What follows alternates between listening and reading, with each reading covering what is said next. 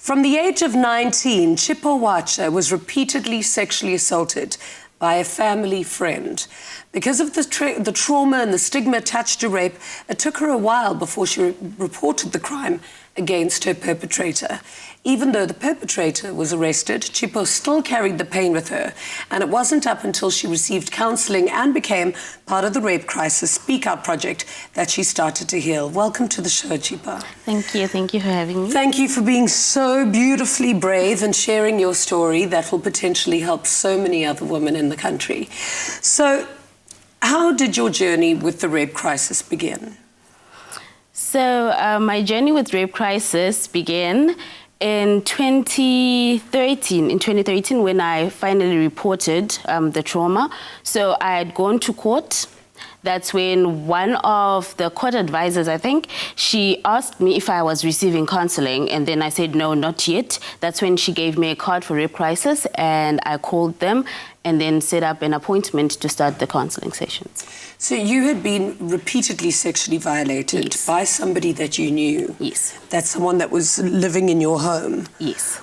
So I can understand why it took you so long to report it, but were you carrying all of that with you? Was he still around you and in your home every day after the offence?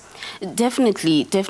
But it was one of those things whereby I would try and get it out of my mind and not think about it, out of sight, out of mind, and not really think about it. I would see him every day, but I still could not bring myself to tell anyone about it because I still thought it was my fault. So this was a family friend. Yes. So why did you feel like it was your fault? I can't explain it really, but to an extent I felt that, maybe it's because he sees me every day in the house, or maybe it's the way I dress, or maybe because previously I'd had a relationship with this person, and maybe I thought, okay, people will not believe me and everyone would think, well, you probably asked for it in a way, or he's entitled to it in a way. So that's what a horrible feeling.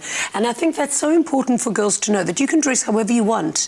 You can be however close to the person. They still do not have a right to touch you, to touch your body. Exactly. So what happened, and what happened to him when you did report it? When I reported, he was arrested on the same day that Amazing. I reported. So he was arrested on that same day.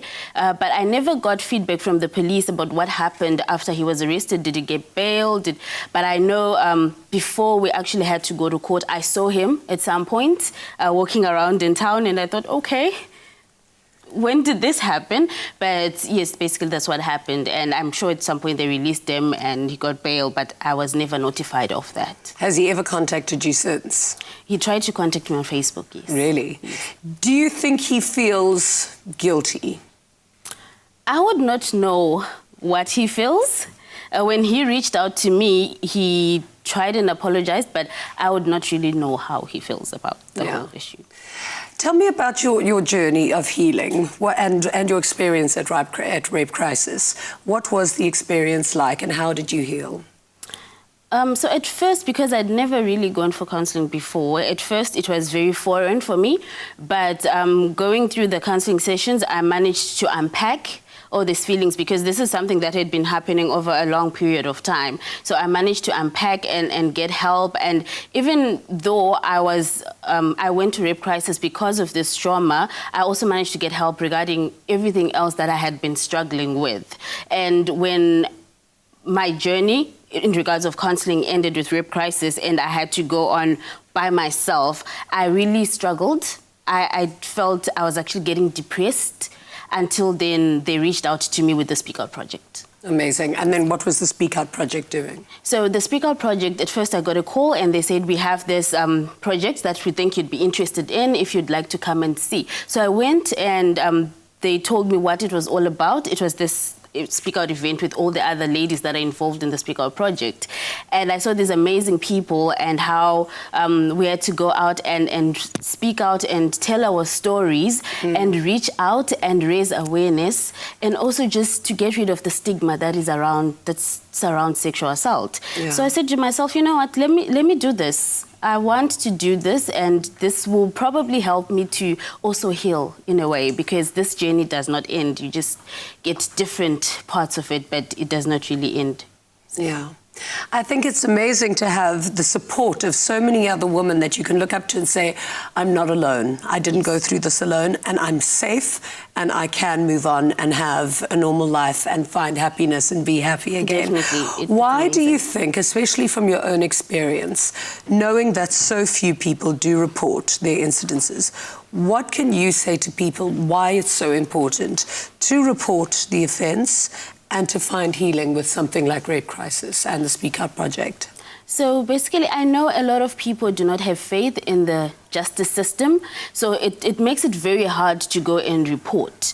And also because of the stigma that surrounds rape, it's also very hard to then go into the community and say, okay, this is what happened to me. But it is very important to find someone that you trust, someone you can speak to, or a place like Rape Crisis, a safe place where you can get counseling, where you can report what has happened to you, and then you can get into a project like Speak Out, where there are ladies where sometimes you don't even have to go and speak out, but then you get these ladies that have gone through what you have gone through. They've experienced it, and when you share your stories, when you share your journeys, you get someone who understands where you're coming from and all the feelings that come with it. Do you feel like you've healed? I feel like I've healed, yes. I have healed. If I am able to sit here and share my story, I feel like I have done 90% of the healing.